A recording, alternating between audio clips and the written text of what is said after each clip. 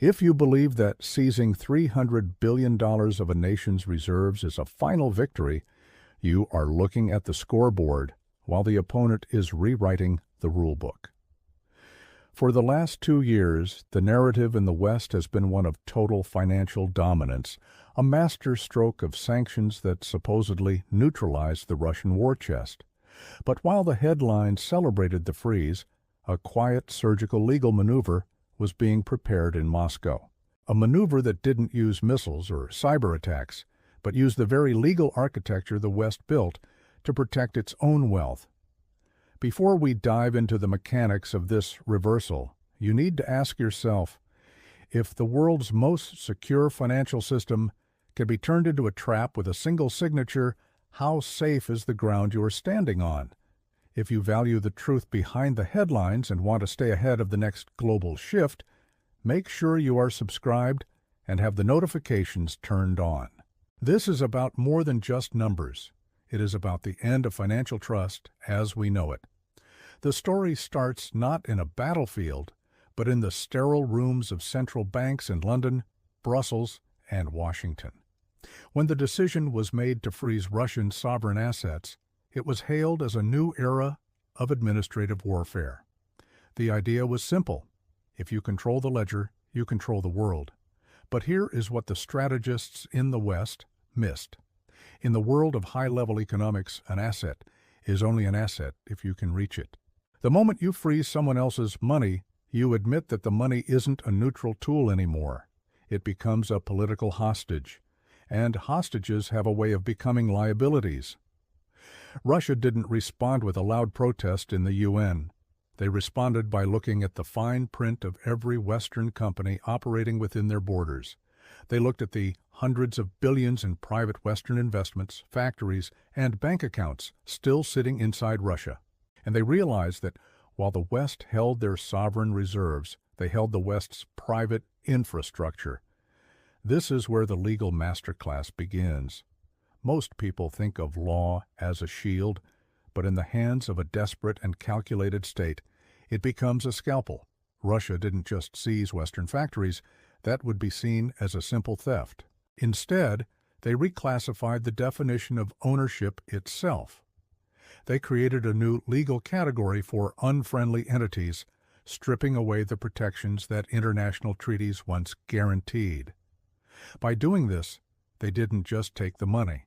They changed the legal reality of what it means to invest in a globalized world. For an investor in New York or a pensioner in London, this means the safety of your diversified portfolio just hit a wall of reality. The system you trusted to be impartial has been weaponized, and the counter-strike has just begun. We are now entering a phase where the victory of the freeze is turning into the defeat of a permanent loss of Western private wealth. To understand how one move turned a $200 billion victory into a defeat, you have to look at the concept of counter-exit strategy. For decades, Western corporations, from energy giants to retail chains, built massive empires inside the Russian Federation. They operated under the assumption that the global legal order was a one-way street of protection. When the sanctions hit, these companies tried to leave. They expected to sell their assets and walk away with the cash. But Moscow did something brilliant and terrifying. They didn't stop them from leaving. They just made leaving a form of financial suicide. They mandated that any company from an unfriendly nation must sell its assets at a minimum 50% discount and then pay a 10% exit tax directly to the Russian state. But it goes deeper than a simple tax. The masterclass move was the creation of Type C accounts. This is the administrative nightmare that no one saw coming. When a Western company sells its business in Russia, the money doesn't go back to London or New York. It goes into a restricted, internal account that can only be used for purposes approved by the Kremlin. It is money that exists on a screen, but is physically trapped within the border. This effectively neutralized the impact of the Western asset freeze. While the West sits on frozen Russian gold, Russia sits on the actual productive assets of the West's biggest corporations. They have effectively swapped digits on a screen for factories, oil fields, and technology. This is the reclassification pattern we see in every failing empire. When the rules no longer favor the House changes the rules of the game. For the average citizen in an English-speaking country, this might seem like a distant corporate problem.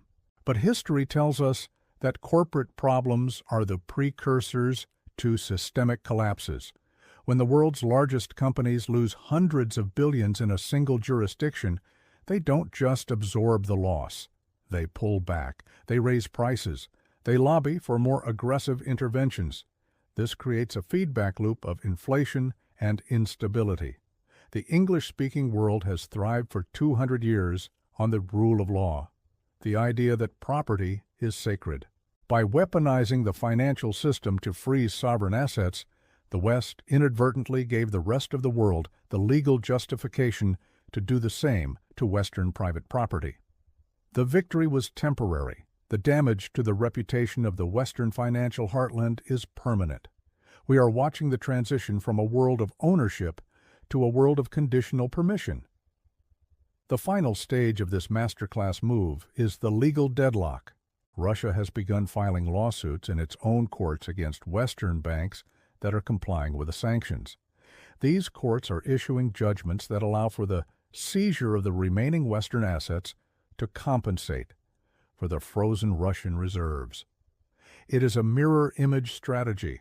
If the West uses a spreadsheet to delete Russian wealth, Russia uses a court order to claim Western infrastructure. The defeat for the West isn't just the loss of the money, it is the loss of the mechanism of enforcement.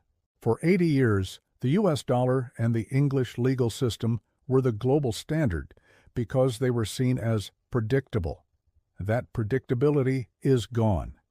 The move by Moscow proved that if you are willing to break the protocol of global finance, you can effectively nullify the power of the world's reserve currencies within your own borders. This is a wake-up call for anyone holding assets in the traditional system. The Russia-West legal war is a blueprint for what happens when the global trust machine breaks down.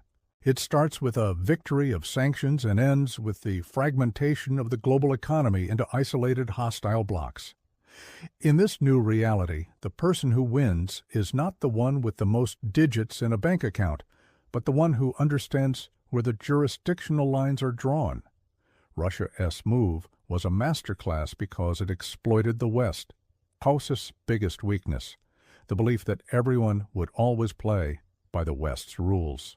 They turned the West's own legal rigidity against it, creating a scenario where every move the West makes to escalate the freeze only justifies further Russian seizures of Western wealth.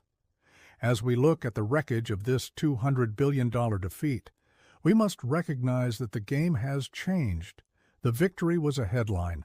The defeat is a structural shift that will last for generations. The era of global, safe, borderless investment is being replaced by a world of fortress economies. If this analysis has shifted your perspective on the stability of the global system, don't let the conversation end here. This is the new reality of the 21st century, and only those who understand the administrative machinery of power will survive it. Share this video with someone who still thinks their portfolio is safe just because it's in a Western bank. This was a legal masterclass in how to win by changing the definition of the game. Until the next move in the machine, keep your eyes on the signals, not the noise.